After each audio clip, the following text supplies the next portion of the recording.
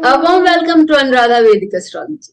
Today we are going to look into another beautiful, slightly difficult shloka with Chandrasekhar Sharma ji. Sir, a warm welcome. My pleasure. As usual, since it's a difficult shloka, Sir is going to explain it to us and make it really easy for us. Sir, we are waiting for this shloka to learn from you. See, ultimately, all Raja Yogas, when there are Raja Yogas, there are also yogas for penury. So we are always to take it into the holistic view of a chart. Isn't it? Sometime in future, we might even talk about when the yogas get broken, as they call it. They say yoga bhanga. Bhanga means to break apart. And there are so many types of yoga. And so I would always suggest people that instead of only remembering the yoga, one should understand what is the basis of it. If there is any basis, then it is easy to decipher a chart and what is likely to happen. Ultimately, this is a science of probability. Possibility that this would occur if a person behaves in a particular manner. And that's it. And so we will take the shloka now, if you can. Yeah. So this is something where it is said, Shukre Arinich Pahaya Kutumba Samsthe.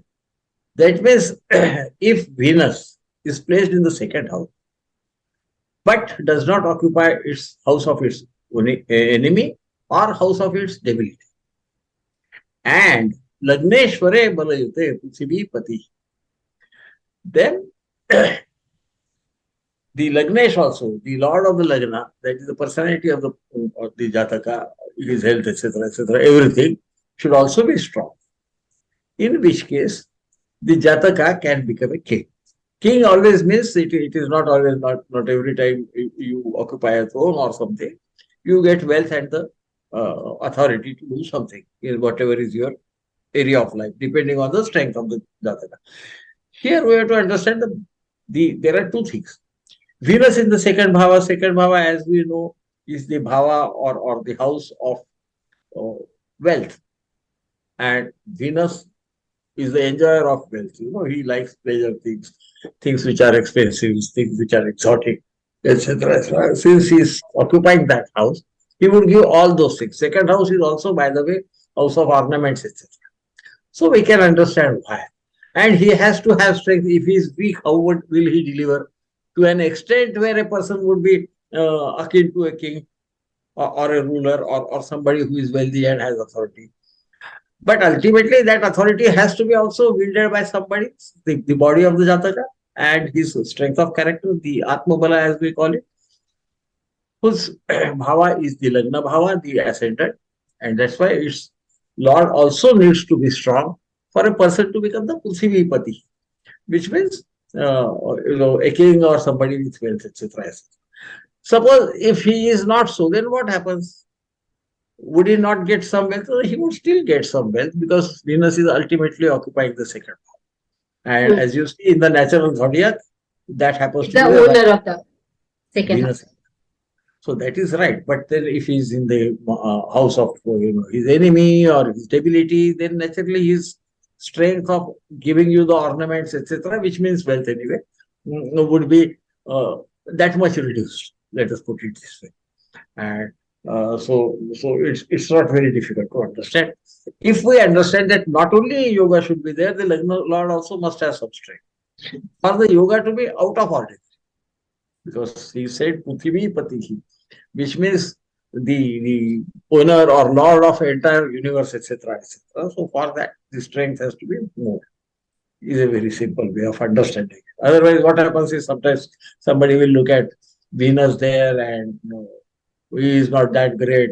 I would say look at the Lord of the Lagna. So who is the enjoyer of all these things which are happening around him, sort of. And then the next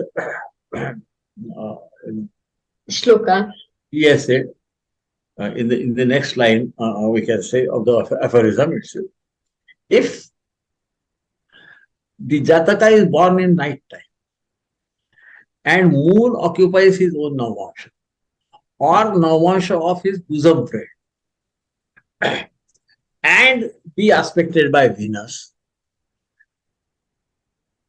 devoid of aspect of any other planet, Now, this always has to be understood. Always there are questions that this is a yoga happening, etc., and I am not getting. So, see whether some other planet is also influencing that yoga, because it would change the picture entirely. In that case, the Jataka becomes a king. Again, the same thing. So, we see in all of these things, Venus becomes very important in one way. Moon will go to the fourth house generally, if it is a night, even if it is not. In that Tribhaga, way of strength, Yes. Moon always is strong in the night time. And he has to be either in the Namasha of his bosom friend or his own Namasha to deliver results.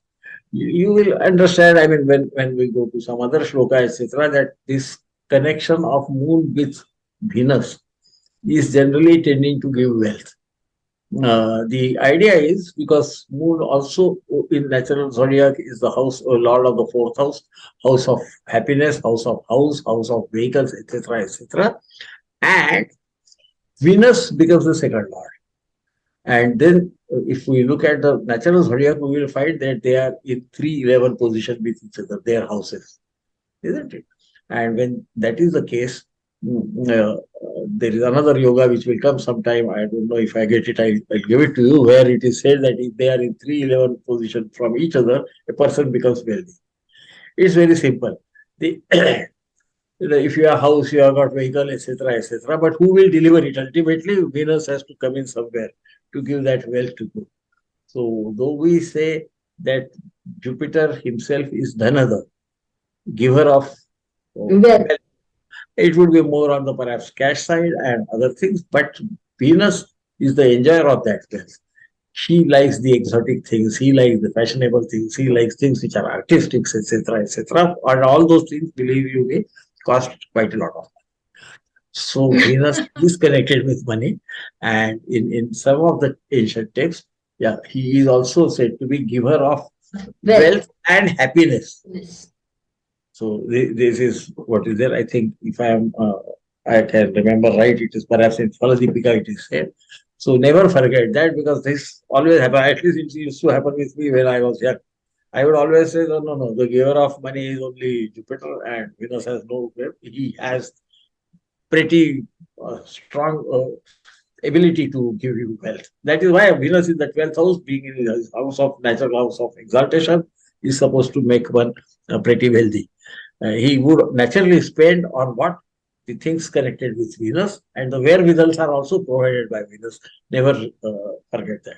I won't go to the Purana stories of it, but our dear Anuradha knows it better than me, that he was the preceptor of the Daitya Guru. demons, as we call it Asura. Those who are not Sura are Asuras, those who are not the gods and softies were the Asuras. And they were, very powerful kings, had lot of wealth, etc., etc.